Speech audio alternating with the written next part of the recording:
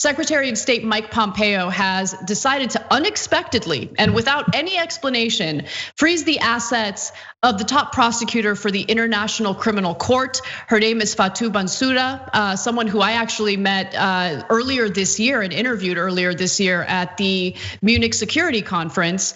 The whole point of the International Criminal Court, or the ICC, is to investigate potential war crimes.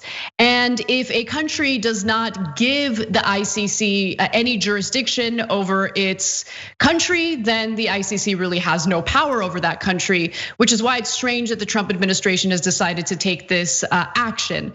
Now, let's hear what Mike Pompeo said yesterday in announcing this, and then we'll fill in some blanks. In June, the Trump administration authorized the imposition of economic sanctions against foreign persons directly engaged in ICC efforts to investigate US or allied personnel and those who materially assisted in that effort. Today, we take the next step because the ICC continues to target Americans, sadly. Pursuant to Executive Order 13928, the United States will designate ICC prosecutor Fatou Bensouda and the ICC's head of jurisdiction, complementary and cooperation division, Phakiso Mochochoko, for having material assisted prosecutor Bensouda. Individuals and entities that continue to materially support those individuals risk exposure to sanctions as well. Additionally, State Department has restricted the issuance of visas for certain individuals involved in the ICC's efforts to investigate US personnel. So some important things to bring up about the ICC before I give you more details. As I mentioned, the ICC only has power in regard to countries that have given the court jurisdiction. The ICC is also considered a last resort when national courts fail in regard to prosecuting war crimes. And more than 100 nation states have signed on to this because they saw the importance of world peace. But of course, the United States and Turkey were very much against this. Now, no state is forced to join the ICC. It's 100% voluntary. And as I mentioned earlier, the International Criminal Court does investigate incredibly important, war crimes, genocide, for instance. And recently, they were looking into certain wars that the United States was involved in, but they weren't just simply investigating the United States. They were looking into all the different players involved in these conflicts abroad. So the US Treasury issued a statement saying that Bensouda and Mochochoko had been deemed specially designated nationals, grouping them alongside terrorists and narcotics traffickers, blocking their assets, and prohibited US citizens from having any dealings with them.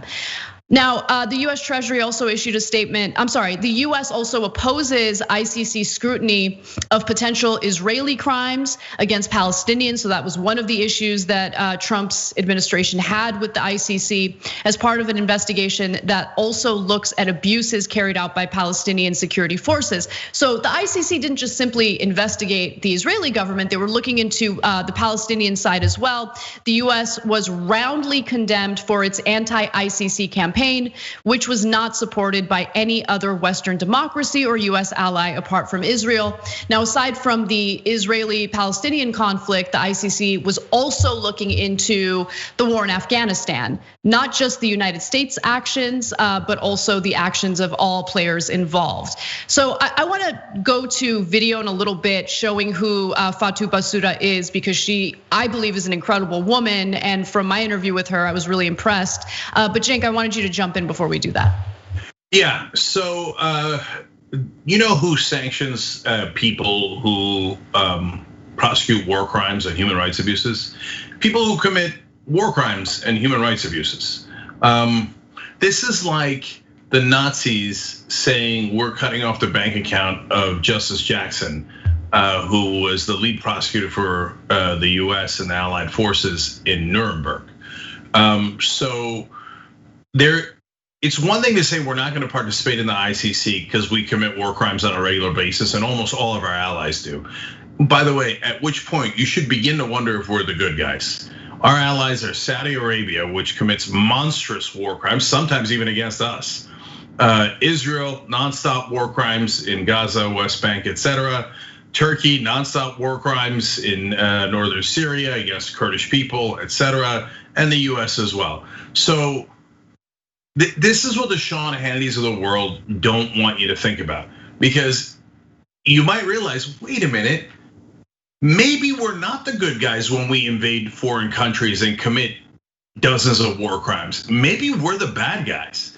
So now look, I love America and I want America to live up to its ideals, but this is not how you do it. You don't do it by committing war crimes, and you don't do it by attacking the people whose job it is to hold up human rights. Now, why do I love America?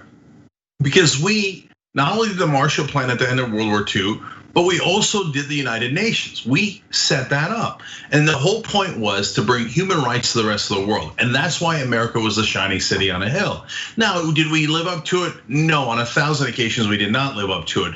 But did we sometimes? Yes, World War II, Nuremberg trials, Marshall Plan, aid to foreign countries. But now, not only are we not participating with the ICC, not only are we blocking them, but now we're saying we're going to freeze the assets of their prosecutors, the main good guys.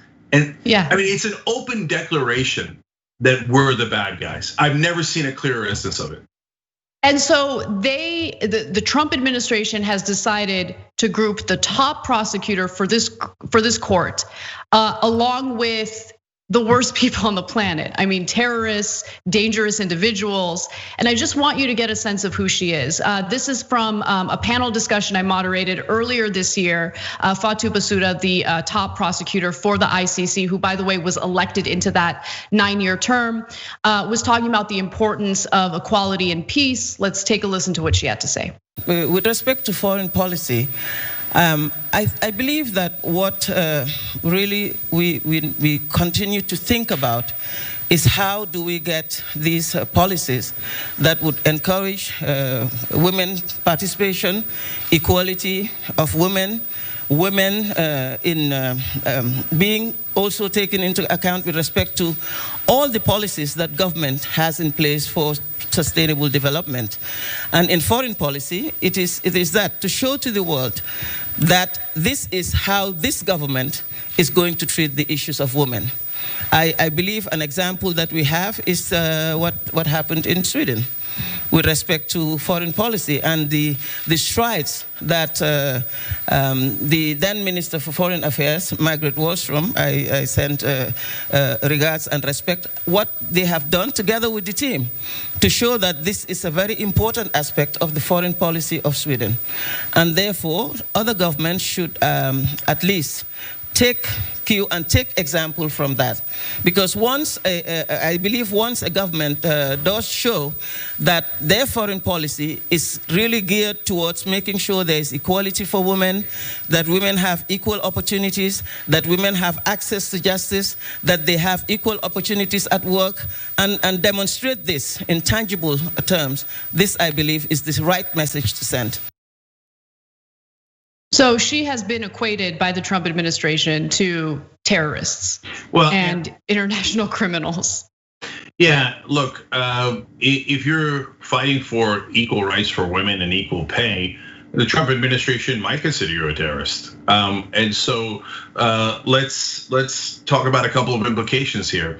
If they allow prosecutors that are looking to put away war criminals to be punished, legally punished in America, what's to stop them from legally punishing prosecutors who might pursue the Trump family or the Trump administration? So if no one objects to this, and I get it, people don't have time to object to the 1,000 things that Trump does wrong on a daily basis, but the Democratic Party should have mechanisms to combat things like this, and they won't, right? And so then if he wins a second term, he'll say, well, you didn't say anything when I froze the assets and of international prosecutor that the whole world thinks is amazing and is on the side of the angels, and when I crushed her, you didn't say anything. So now I'm going to do it to prosecutors in New York and at different states, and then I'm going to do it to federal prosecutors and anyone who might touch my criminal family.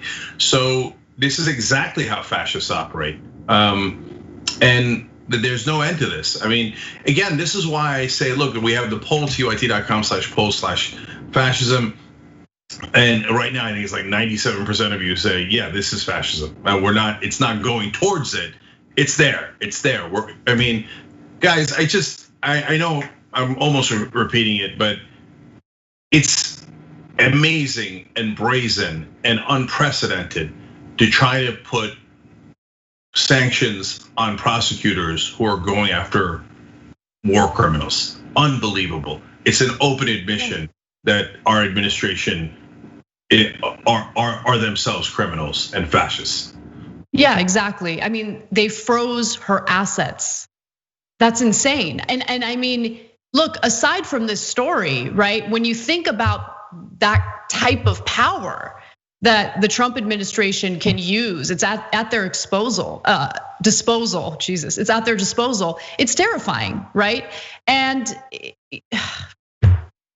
you're right, Cenk. I mean, our audience is right in the way that they responded to that poll, and this is something that we should definitely be concerned about, at the very least, to know that the Trump administration is willing to use these types of methods to punish anyone who might try to hold them accountable. Just think about it for a second. If they say she's a terrorist and anyone who consorts with her is a terrorist, even though she actually puts away terrorists, well, Anna did a speech with her. You just saw it.